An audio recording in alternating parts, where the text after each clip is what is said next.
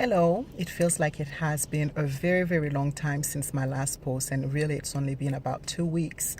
Oh goodness, I've been meaning to post for a while now, but first there was preparing for Hurricane Irma and making sure that things were ready to weather the storm both at home and at the office. Then there was going through Hurricane Irma, and then there was the post Hurricane Irma with 5 days without electricity, and then going back to the office and catching up from being away for so long. So needless to say, it has been a whirlwind, but I am so happy to be able to do a video again and to get back to my regular routine, which brings me back to my first point that I wanted to touch on today, is that life happens. And sometimes it can be a very humbling situation, a very humbling experience, because as a health coach, as an integrative nutrition health coach, it is my job to tailor a program and to encourage my clients to stay on track, but yet to leave enough room for flexibility to deal with what curveball life can throw you, and to make sure that they are in a supportive and judgment-free zone, so that they can navigate the challenges as they come. Well, we all know that we are our greatest critics, and that we can be quite harsh on ourselves. And so that's basically what I was doing. I was basically going mad. I wanted to go work out and I couldn't. I was facing the challenges that having rededicated myself to giving up red meat, poultry, and most dairy, that I was very limited in the type of things that I could prepare for with the hurricane. Canned foods, by the time we started doing the shopping, had flown off the shelf, and there was very little variety left. In fact, if I'm not mistaken, it was like all those vegetables that people typically don't like was what was left. I did have food in the refrigerator. I did have fresh fruits, but unfortunately they went bad quite fast, and I was left snacking a whole lot. By the time weighing time came in and I was able to do a weigh-in post-hurricane, I was mortified. I just knew that it wasn't possible, because by that time we're talking about 3 days worth of being off track per se. And the scale was telling me that I had jumped to 6 pounds. Now, I knew that it had nothing to do with what I was eating, because I was actually not eating quite much more, just, snacking and not getting exercise, not sleeping well, retaining water some of the months. So I knew that there were a lot of things that were causing the scale to have made the drastic jump of 6 pounds in 3 days. But it's still, as I mentioned in my previous video, I was just like, whoa, what's going on? So that made me angsty, because at that time I was like, okay, I need to get back on track. I need to get to my routine. I need to get to workout. I need to, buy food. And I kept not having electricity. And so 4 days later, here I was throwing away all the food in the refrigerator and having to start from scratch. So lesson number one, and that actually was a tip from my brother also. Lesson number one is, since I had to throw away so much food, his suggestion was like, hey, why don't you just go ahead, and since you're trying to remove processed food from your life, and you're trying to stay as close to farm to table as possible, why don't you, when you go grocery shop on your weekly basis, why don't you just go ahead and only buy food that will go bad after a week, so that you are just making sure that it's as unprocessed as possible, as fresh as possible. And then, this way I won't have to worry so much about having to throw away food. The second thing was that in terms of the exercise, I had to remember that I had to respect my body. I was not sleeping well before hurricane. I was not sleeping well during the hurricane, and I certainly was not sleeping well with the heat in my apartment and the mosquitoes when we did open the windows, with the 5 days that we didn't have electricity. So I was drained. I was tired mentally and physically.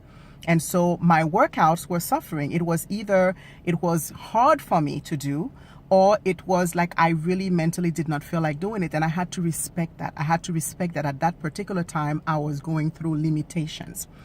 You see, the thing is, I am very committed to giving you the actual real deal, because a lot of times we get motivated when we see people's testimonies with their before pictures and after pictures, and then we get very discouraged when our journey doesn't seem to mirror that. But we need to remember that there's an in-between. There's an in-between between the before picture and the after picture. There's that journey that comes with all its ups and downs, its challenges, its setbacks, and even, yes, going back. You know, at this time, I'm talking to you and I actually have hit a plateau.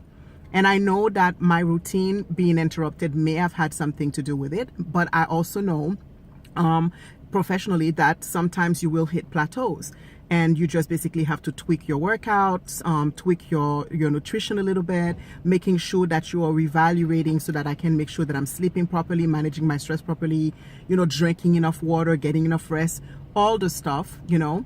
But it's very difficult not to be discouraged, and it's very difficult not to beat up yourself, and it's very difficult not to be critical and not to sometimes even go into a panic. So I wanted to bring that back into perspective so that, you know, we can remember that the journey is still, you know, heading in the right direction. It's just that sometimes you will have to reevaluate, sometimes you will have to recalibrate, and you just need to make sure that you continue. So that was really for myself. I just need to make sure that I continue on the journey and that I not worry so much about the little bit of a setback. I mean, we just went through a hurricane, and I was telling one of my coworkers that it was really crazy how, you know, going through the hurricane, I was, you know, of course, angsty. So there was a lot of snacking, not just because we were hungry, but actually because we're angsty. So anxiety, you know, eating. And then right after it, there was this thing, oh my goodness, you know, I got to get on the scale and see how everything is. We had just gone through a hurricane. I needed to worry about how my car looked, how my daughter's apartment was looking, you know, what work was going to look like. But why was I obsessing about my weight? So that's something that I realized I still need to work on, and I still need to be a little bit more kind and forgiving and flexible when it comes to my journey, because that was a little bit obsessive. So I was also talking to another friend, and we're talking about the fact that when we look at the diet industry, I've noticed that a lot of people are going on plans that have been designed not necessarily with their lifestyle in mind, not designed with bio-individuality, meaning that it's taking into consideration your own sets of circumstances, talking about your genes, talking about your lifestyle, your likes and dislikes, your support system. A lot of times, and I know I've done it quite a bit, because I cannot tell you the number of diets that I've been in, on, off, you know, whatever. A lot of times, you know, we go on plans that have been designed for somebody else, and then we get on them at a time when we may not even be ready to commit to anything at that particular time. So it's very, very discouraging when it's not working out, but then we have to realize that sometimes we're just simply using the wrong tools, the wrong vehicle to get to the destination and to get to goal. So the journey continues. I made myself some notes. I wanted to make sure that I don't forget anything else. So okay, so I pretty much touched all the points. The journey continues. I'm back on track. I am taking the advice that my brother gave me about, you know, shopping for a week at a time instead of 2 weeks or ahead of time, because first of all, you keep your food as fresh as possible. Second of all, you avoid waste, and third of all, you also are a lot kinder to your wallet, let's put it this way. And it helps with meal planning too. I know I owe you guys a video about the meal planning and about some other things too. I promise that now that we're back on track, those are going to be coming fairly shortly.